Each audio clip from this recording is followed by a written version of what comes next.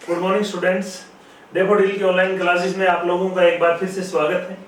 मैं सुखदेव खिलेरी। हम लोग पढ़ रहे हैं भारत की भूगोल और भारत का भूगोल में भारत की जलवायु। जलवायु के अंतर्गत हम लोग पढ़ रहे थे ऋतुएं, भारत की ऋतुएं। और ऋतुओं में हम लोगों ने पढ़ा था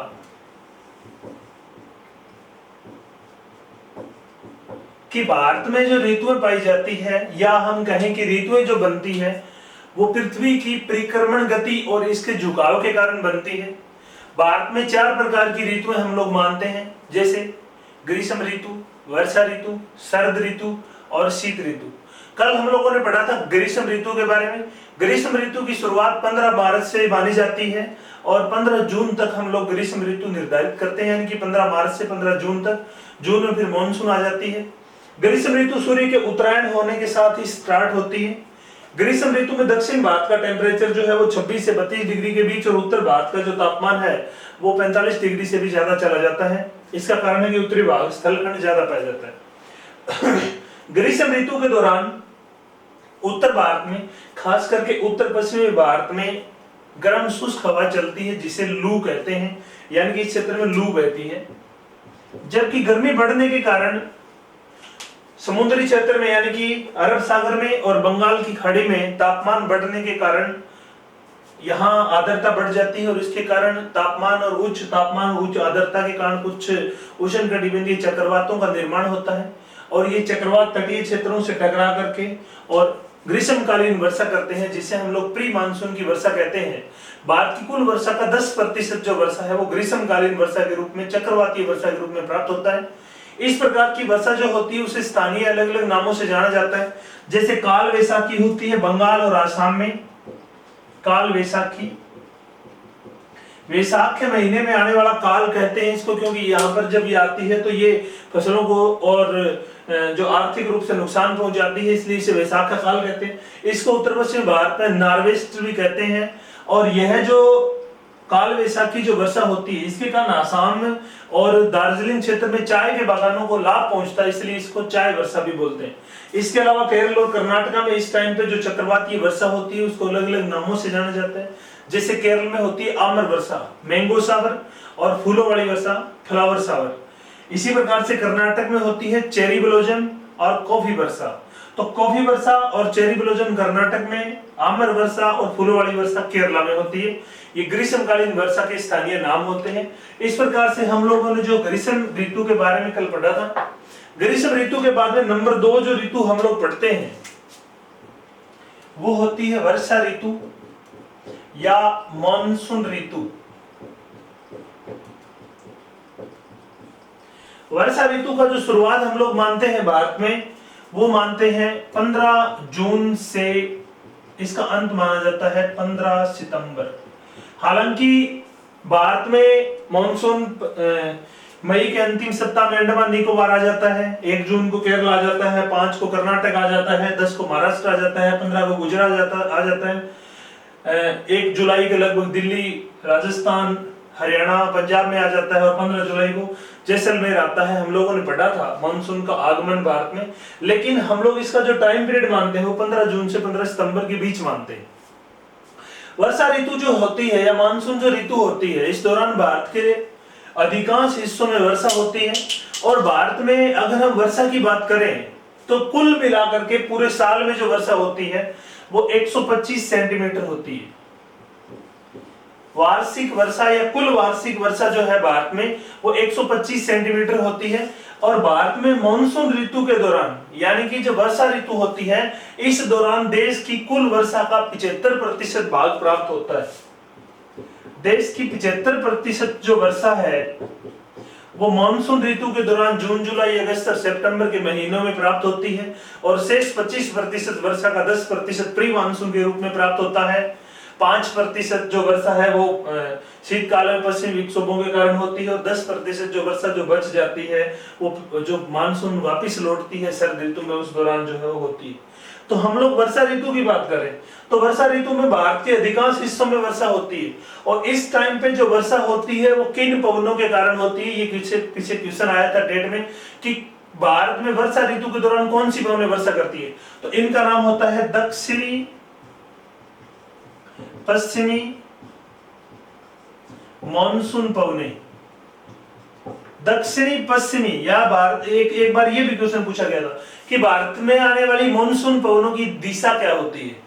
तो भारत में जो मॉनसून पवनें जो आती है, जो वर्षा ऋतु में आती है, उनको नाम देते हैं दक्षिणी पश्चिम मॉनसून पवनें, क्योंकि इनकी ये दिशा होती है इस प्रकार से, दक्षिण पश्चिम की ओर से आती है और उत्तर पूर्व की ओर जाती है, इसलिए इनको बोलते हैं दक्षिणी पश्चिमी मॉनसून पवनें। और दक्षिणी पश्चिमी जो मॉनसून पवनें हैं वो भारत के अधिकांश हिस्सों में वर्षा करती है। एक भाग को छोड़ करके, जैसा मैंने आपको पहले भी बताया था कि भारत का एक क्षेत्र है जो इस टाइम पे ग्रीष्मकालीन वर्षा से वर्षा प्राप्त नहीं करता, इस क्षेत्र का नाम है कोरोमंडल का तट। कोरोमंडल का जो तट है, अधिकांश भाग इसमें तमिलनाडु का, थोड़ा सा आंध्र का भाग आता है इसमें। कोरोमंडल तटीय क्षेत्र में ग्रीष्मकालीन वर्षा के टाइम पे, या हम कहें कि जो मानसून ऋतु के दौरान या वर्षा ऋतु के दौरान वर्षा नहीं होती। इसका कारण है कि कोरोमंडल तटीय जो क्षेत्र है वो पश्चिमी घाट का वृष्टि छाया क्षेत्र है, और जो मानसून पवनें हैं जो यहाँ पर पहुंचती है वो या तो बिल्कुल सूखने के बाद में पहुंचती है, या जो है वो यहाँ से सीधी आगे निकल जाती है, इस कारण यहाँ पे वर्षा नहीं करती। तो ये जो भाग है वो वर्षा ऋतु में शुष्क रहता है, कोरोमंडल का तट। और मानसून, आगे हम लोग जलवायु वर्गीकरण पढ़ेंगे, उसमें पढ़ेंगे यहाँ पर एएस प्रकार की जलवायु है वो पाई जाती है। इसके बाद में हम लोग पढ़ते हैं कि भारत में जो वर्षा होती है, जो दक्षिणी पश्चिम मानसून पवनें आती है, ये दो शाखाओं में बंट करके आती है। एक शाखा जो होता है उसको कहते हैं अरब सागर की शाखा, अरब सागर की मानसून शाखा, और एक शाखा होती है बंगाल की खाड़ी की मानसून शाखा, बंगाल की खाड़ी की मानसून शाखा। अरब सागर की जो मानसून शाखा है, यह शाखा यानी कि जैसे मानसून पवनें दक्षिण भारत से टकराती है यहां से, तो फिर ये आगे दो भागों में बढ़ जाती है। एक शाखा इधर मुड़ लेती है और एक शाखा इसके ऊपर से होकर के आगे चली जाती है, फिर बंगाल की खाड़ी से आर्द्रता ग्रहण करके और आगे बढ़ती। तो जो अरब सागर की मानसून शाखा है, यह शाखा आगे फिर तीन भागों में बढ़ जाती है। इसका मतलब यह है कि जो शाखा, पहली शाखा जो इसकी है वो यहाँ पे पश्चिमी घाट से टकराती है और यहाँ पे वर्षा करती है। पहली शाखा जो अरब सागर की शाखा की, वो पश्चिमी घाट से टकरा करके और इस क्षेत्र में वर्षा करती है। ये कौन सा क्षेत्र है? पश्चिमी घाट या सह्याद्री क्षेत्र। इस क्षेत्र में वर्षा करती है। भारत में यहाँ पे सह्याद्री या पश्चिमी घाट के क्षेत्र में 250 सेंटीमीटर से भी ज्यादा वर्षा होती है, 250 सेंटीमीटर से भी ज्यादा वर्षा होती है। और इसी कारण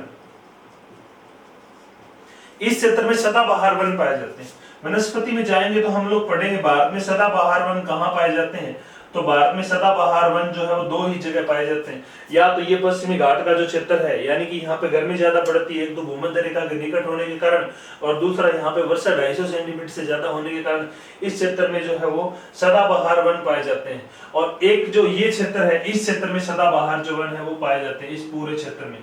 तो भारत में दो ही जगह सदाबहार वन पाए जाते हैं, पश्चिमी घाट और उत्तर पूर्वी भारत में। इसे क्या बोलते हैं? उत्तर पूर्वी भारत। यहां पर भी, इस क्षेत्र में भी 250 सेंटीमीटर से ज्यादा वर्षा होती है। तो भारत में ये दो ही क्षेत्र है जहां पे 250 सेंटीमीटर से ज्यादा वर्षा होती है, एक पश्चिमी घाट का क्षेत्र और एक उत्तर पूर्वी भारत में। यहाँ पे पहाड़ियों की जो लोकेशन है वो इस प्रकार की है कि वो पवनों को उड़जा करके और यहाँ पे वर्षा करवा देती है। और यहाँ पर जैसे मानसून पवनें जो है वो अरब सागर से लदी लदाई आती है और ये जैसे ही पश्चिमी घाट से टकराती है तो यहाँ पे भारी वर्षा करती है।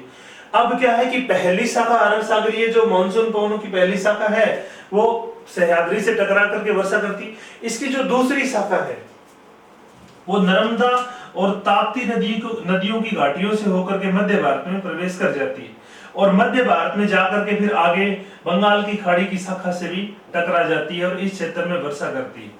लगभग 150 सेंटीमीटर के लगभग यहाँ पे मध्य प्रदेश, छत्तीसगढ़ का ये जो क्षेत्र है, उत्तर प्रदेश, इस क्षेत्र में वर्षा करती है। इसकी दूसरी शाखा अरब सागरीय शाखा की जो तीसरी शाखा है वो फिर आगे चली जाती है राजस्थान से होकर के अरावली के समानांतर बहती हुई आगे हिमाचल प्रदेश में और पंजाब में इस क्षेत्र में जाकर के वर्षा करती है। तो यानी कि हम लोग कह सकते हैं कि अरब सागर मानसून जो शाखा है वो 3 हिस्सों में बढ़ जाती है। इसकी पहली शाखा पश्चिमी घाट की पहाड़ियों से टकरा करके खूब वर्षा करती है। भारत में लगभग सर्वाधिक वर्षा यानी कि 250 सेंटीमीटर से भी ज्यादा यहाँ पर वर्षा होती है। इसकी दूसरी शाखा नर्मदा और ताप्ती नदियों की घाटियों से मध्य भारत में प्रवेश कर जाती है, आगे जाकर के बंगाल की खाड़ी की शाखा से टकराती है और मध्य भारत में वर्षा करती है। इसकी तीसरी शाखा गुजरात में गिर और गिरनार की पहाड़ियों में टकरा करके यहाँ पर वर्षा करती है। फिर आगे जो है वो अरावली के समानांतर राजस्थान में वर्षा नहीं कर पाती, क्योंकि अरावली जो है उसकी लोकेशन इस प्रकार से है कि उसकी समानांतर गुजर जाती। फिर ये आगे हिमाचल प्रदेश में जाकर के धर्मशाला क्षेत्र में हिमालय से टकरा करके वर्षा करती है। कई बार ये वापस लौटती हुई जो है वो उत्तरी राजस्थान में, पंजाब और हरियाणा में भी वर्षा कर देती है, लेकिन चांस बहुत कम होते हैं। तो इस प्रकार से अरब सागर की जो शाखा है वो इस क्षेत्र में वर्षा करती है। अब बात होती है बंगाल की खाड़ी की। बंगाल की खाड़ी में यानी कि इसके ऊपर से जो शाखाएं गुजरती है वो फिर आगे चली जाती है और इसकी पहली जो शाखा है वो जाकर के गारो खासी और जयंतियों की पहाड़ियों से टकराती है उत्तर पूर्वी भारत में। फिर यहां से टकराने के बाद में आगे निकल जाती है। इसकी जो दूसरी शाखा होती है वो सिक्किम और इस क्षेत्र में जाकर के यहाँ पर टकराती है और फिर हिमालय के साथ साथ हो लेती है इस प्रकार।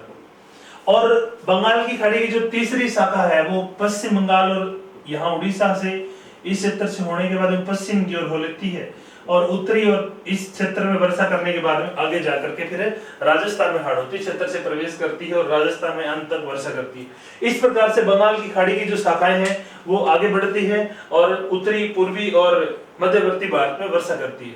भारत में ये जो दोनों शाखाएं हैं ये मिलकर के वर्षा करती है, अरब सागर की शाखा और बंगाल की खाड़ी की शाखा। भारत में सबसे ज्यादा जो वर्षा करती है वो बंगाल की खाड़ी की शाखा करती है, यानी कि इस शाखा के कारण सबसे ज्यादा वर्षा होती है। भारत के 2 ऐसे क्षेत्र जहां पर सर्वाधिक वर्षा प्राप्त होती है वो पश्चिमी घाट और उत्तर पूर्वी भारत की पहाड़ियां हैं। इसके अलावा रीट में, जैसे रीट लेवल फर्स्ट में पिछली बार प्रश्न पूछा गया, भारत में सर्वाधिक वर्षा वाला स्थान, तो मेघालय में एक स्थान का नाम है चेरापूंजी के निकट, यहाँ पर एक स्थान है मेघालय में जिसका नाम है मोसिनराम। मोसिनराम चेरापूंजी के निकट पड़ता है। यहाँ पे लगभग 1200 सेंटीमीटर या 1198 सेंटीमीटर वर्षा होती है, यानी कि विश्व की सर्वाधिक वर्षा कहाँ होती है? मोसिनराम में। विश्व की सर्वाधिक वर्षा वाला स्थान है मोसिनराम। मोसिनराम मेघालय में पड़ता है, चेरापूंजी के निकट पड़ता है। यहाँ पर सर्वाधिक वर्षा होने का कारण है गारो खासी और जयंतियों की पहाड़ियों की कीपाकार आकृति। ये पहाड़ियां कीप आकार में है, तो यहाँ से जो लदी लदाई जो मानसून पवने जाती है या जो पवने जाती है उन पहाड़ियों में जाकर के और वो उड़ जाती है, फंस जाती है, इसके कारण वहां पर ऊपर उठ करके वर्षा करती है। भारत में सबसे कम वर्षा वाला स्थान, ये भी रीट में क्वेश्चन पूछा गया, तो भारत में सबसे कम वर्षा कहाँ होती है? लद्दाख में होती है, मात्र 6 सेंटीमीटर। सबसे कम वर्षा वाला स्थान लद्दाख, सबसे ज्यादा वर्षा वाला स्थान मोसिनराम या चेरापूंजी के निकट मेघालय में। लद्दाख यानी कि एक अपने आप में एक अलग केंद्र शासित प्रदेश है। तो सबसे कम वर्षा, सबसे ज्यादा वर्षा, भारत की औसत वर्षा 125 सेंटीमीटर। भारत की कुल वर्षा का 75% वर्षा मानसून वर्षा के दौरान या मानसून ऋतु के दौरान प्राप्त होता है। इस दौरान 2 शाखाएं जो वो भारत में वर्षा करती है, अरब सागर की शाखा और एक बंगाल की खाड़ी की शाखा। इस टाइम पे भारत के लगभग हिस्से में बारिश होती है, केवल कोरोमंडल तट को छोड़ करके यहाँ पर इस टाइम पे बारिश नहीं होती। तो ये तो बात होगी वर्षा ऋतु की। और वर्षा ऋतु के दौरान होने वाली वर्षा की अगर हम बात करें तो इस प्रकार से होती है। इसके अलावा हम लोगों ने पढ़ लिया था कि जो मानसून पवनें भारत आती है वो किस प्रकार से आती है। एक बार पुनः रिवाइज कराता हूँ। सबसे पहले मानसून पवनें 25 मई के आसपास अंडमान निकोबार आती है, फिर 1 जून को केरल पहुंचती है, वही शाखा तमिलनाडु चेन्नई होकर के मेघालय चली जाती है। 5 जून को जो शाखा वो कर्नाटक आती है, यानी कि बेंगलुरु, कर्नाटक, आंध्र प्रदेश, हैदराबाद होकर के कोलकाता और सिक्किम चली जाती है। 10 जून को मानसून पवनें महाराष्ट्र यानी कि मुंबई से उड़ीसा यानी कि भुवनेश्वर और पटना बिहार होती हुई चली जाती है। 15 जून को मानसून शाखा जो गुजरात पहुंच जाती है, यहाँ अहमदाबाद यानी कि गांधीनगर से मध्य प्रदेश भोपाल और इसके बाद में आगे जो है वो उत्तर प्रदेश की राजधानी लखनऊ चली जाती है।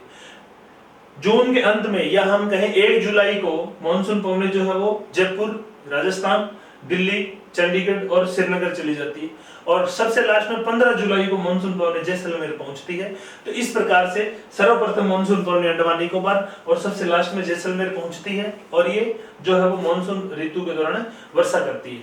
इसके बाद में हम लोग बात करते हैं अगली ऋतु की। इससे अगली जो ऋतु है वो है भारत की शरद ऋतु, या जिसको हम बोलते हैं मानसून प्रत्यावर्तन की ऋतु।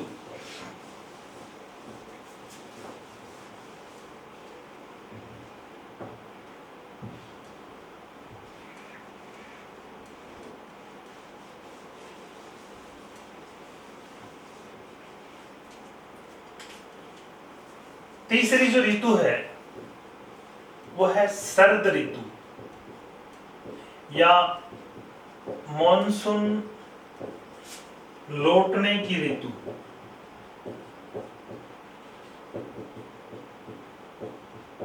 तीसरी ऋतु जो है उसको शरद ऋतु भी हम लोग बोल देते हैं।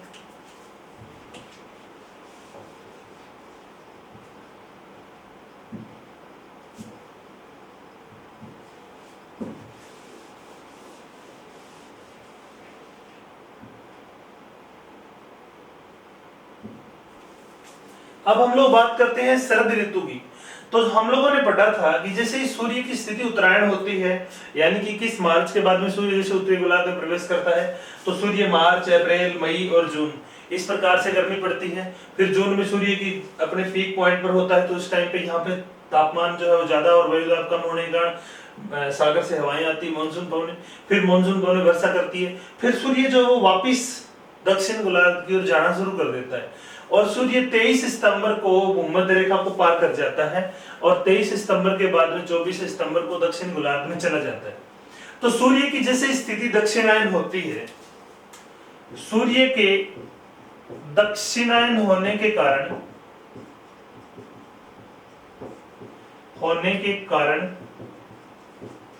सितंबर के बाद में जो है वो मानसून जो काल है वो समाप्त होना शुरू हो जाता है, पवनें वापस लौटना शुरू कर देती है, और उत्तरी भारत में खास करके शीतकाल जो है वो, या हम यूं कहें कि सर्दी का जो दौर है वो धीरे धीरे शुरू हो जाता है। अब शरद ऋतु या मानसून लौटने की ऋतु का जो काल हम मानते हैं वो मानते हैं 15 सितंबर से 15 दिसंबर तक का, यानी कि 15 सितंबर से 15 दिसंबर के बीच जो है वो मानसून पवनें जो है वो लौटती है, और उस टाइम पे जो है वो शरद ऋतु होती है, ना ज्यादा सर्दी पड़ती ना ज्यादा गर्मी पड़ती। अब हम लोग यहाँ पर बात करेंगे कि वो मानसून लौटने की ऋतु है या शरद ऋतु है, इसमें जो मानसून पवनें लौटती किस प्रकार से या किन क्षेत्रों से कब लौटती है। जैसे हम लोग ये तो पढ़ लिया कि मानसून पवनों का जो आगमन होता है वो मई के अंत से लेकर के और जुलाई मध्य तक होता है, यानी कि 1 महीने 20 दिन में मानसून पवनें हैं वो लगभग अंडमान निकोबार से जैसलमेर तक पहुंच जाती है, पूरे देश में फैल जाती है। लेकिन मानसून पवनें लौटती है तो किस क्षेत्र से पहले लौटती है, किस क्षेत्र से उसके बाद में लौटती है, वो हम लोग अगर बात करें तो यहाँ पर हम पढ़ते हैं कि मानसून पवनें जो वापिस लौटना शुरू करती है तो वो सबसे पहले वहां से लौटती है जहां सबसे अंत में पहुंची थी, यानी कि 15 जुलाई को जैसलमेर आती है, और यही जैसलमेर से 1.5 महीने रुकने के बाद में 1 सितंबर को वापिस लौट जाती है। तो मानसून पवनों के लौटने की अगर हम लोग बात करें तो इस क्षेत्र से मानसून पवनें 1 सितंबर को लौटना शुरू कर देती है वापिस जैसलमेर वाले क्षेत्र से। 15 सितंबर के लगभग जो मानसून पवनें हैं वो मध्यवर्ती राजस्थान से लौट जाती है, और 1 अक्टूबर तक जो है वो मानसून पवनें उत्तर पश्चिमी जो भारत है, यानी कि पंजाब, हरियाणा, जम्मू कश्मीर, हिमाचल प्रदेश, राजस्थान, गुजरात, इस क्षेत्र से लौट जाती है। यानी कि 1 महीना जो है वो 1 सितंबर से अक्टूबर तक उत्तर पश्चिमी भारत से मानसून पवनें वापस लौट जाती है। अक्टूबर के बाद में इस क्षेत्र में कहीं भी वर्षा होने की संभावना नहीं रहती, खास करके मानसून वर्षा की संभावना नहीं रहती। इसके बाद में मानसून पवनें जो है वो 10 अक्टूबर तक महाराष्ट्र से, और फिर 20 अक्टूबर और 1 नवंबर तक जो है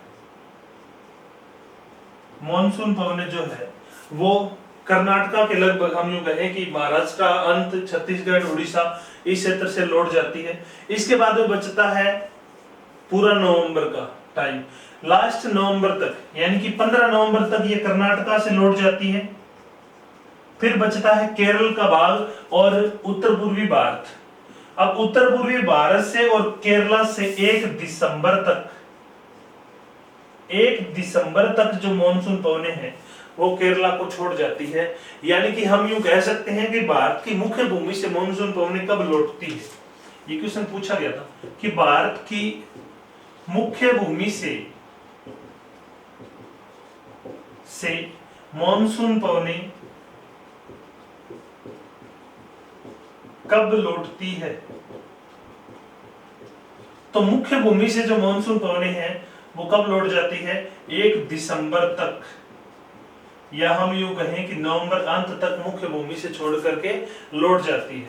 इसके बाद में बचता है अंडमान निकोबार, यानी कि ये क्षेत्र। अब ये क्षेत्र सबसे पहले यहां पर पहुंची थी, तो इस क्षेत्र से जो मानसून पवनें हैं वो 15 दिसंबर तक वर्षा करती है, और 15 दिसंबर को जो मानसून पवनें हैं वो अंडमान एवं निकोबार से लौट जाती है। तो इस प्रकार से हम कह सकते हैं कि भारत की मुख्य भूमि में मानसून पवनें सर्वाधिक वर्षा कहां करती है, केरल और उत्तर पूर्वी भारत में, मेघालय में। भारत में सबसे कम वर्षा कहां करती है, जैसलमेर वाले क्षेत्र में। सबसे कम टाइम रुकती है, हम यूं भी कह सकते हैं सबसे कम समय, और सबसे ज्यादा समय है अंडमान निकोबार। मुख्य भूमि में सबसे ज्यादा जो समय है वो है केरला में, केरल में और उत्तर पूर्वी भारत में। लगभग 6 महीने जो मानसून पवनें हैं वो केरल में और उत्तर पूर्वी भारत में वर्षा करती है, और 6 महीने 20 दिन के लगभग अंडमान निकोबार वर्षा करती है, और जैसलमेर में केवल 1.5 महीने मानसून पवनें वर्षा कर पाती है। इसलिए यहाँ पे लगभग 5-6 साल लगातार अकाल पड़ जाते हैं। इसका कारण यही होता है।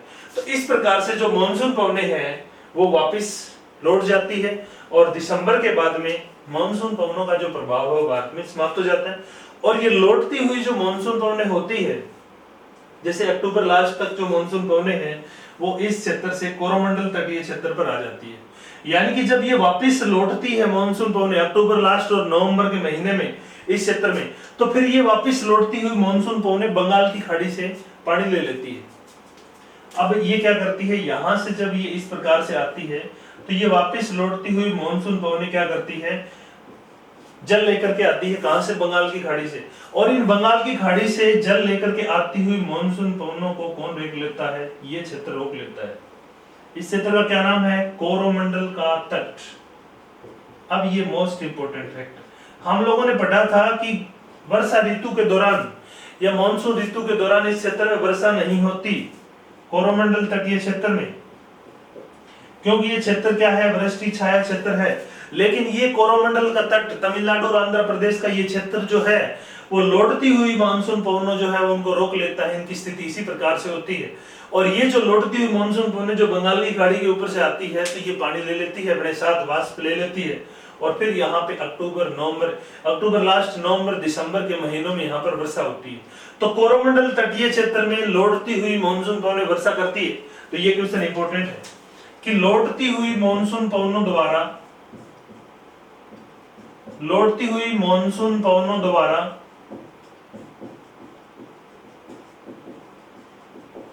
भारत के किस हिस्से में वर्षा होती है, भारत के किस हिस्से में वर्षा होती है, हिस्से में वर्षा होती है। तो हम क्या इसका उत्तर क्या देंगे, कोरोमंडल तटीय क्षेत्र में लौटती हुई मानसून पवनों के द्वारा वर्षा होती है। और ये जो लौटती हुई मानसून पवनें हैं वो इस क्षेत्र में वर्षा करती है। तो यहाँ पे इस क्षेत्र में हम कहेंगे कि कोरोमंडल तटीय क्षेत्र में जो है वो इस टाइम पे बाढ़ आ जाती है कई बार। इसीलिए कावेरी नदी जो है वो सारा साल बहती है, क्योंकि कावेरी नदी का जो दक्षिणी भाग है, दक्षिणी जो बेसिन है वो कोरोमंडल तटीय क्षेत्र में पड़ता है, जहाँ पे मानसून लौटती हुई मानसून पवनें वर्षा करती है। इसके बाद में ये जो पवनें इस प्रकार से उल्टा बहने शुरू कर देती है, इनके उत्तर पूर्व से दक्षिण पश्चिम की ओर बहना शुरू कर देती है। इनकी दिशा उत्तर पूर्वी हो जाती है, तो फिर ये उत्तर पूर्वी मानसून पवनें भी यहाँ पर क्या करती है, वर्षा करती है। तो ये हमें ध्यान रखना है कि शरद ऋतु या मानसून लौटने की ऋतु के दौरान जो प्रमुख घटना घटित होती है वो होती है कि ये कोरोमंडल तटीय क्षेत्र में वर्षा करती है। तो ये तो बात होगी शरद ऋतु की। शरद ऋतु यानी कि सूर्य के दक्षिणायन होने के साथ ही स्टार्ट होती है सितंबर में और ये दिसंबर तक चलती है।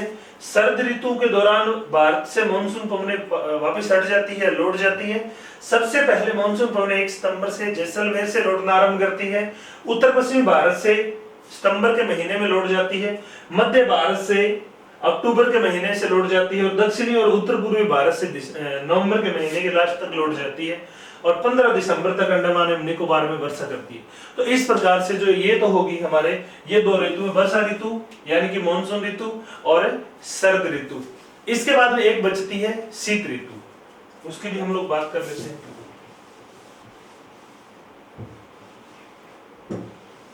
कि शीत ऋतु जो है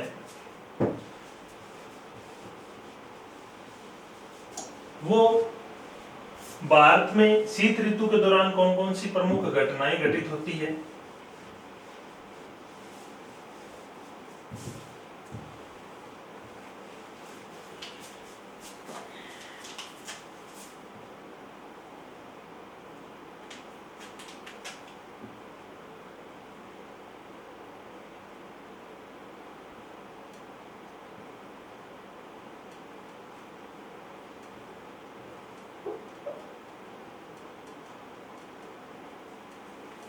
अब हम लोग बात करते हैं शीत ऋतु की।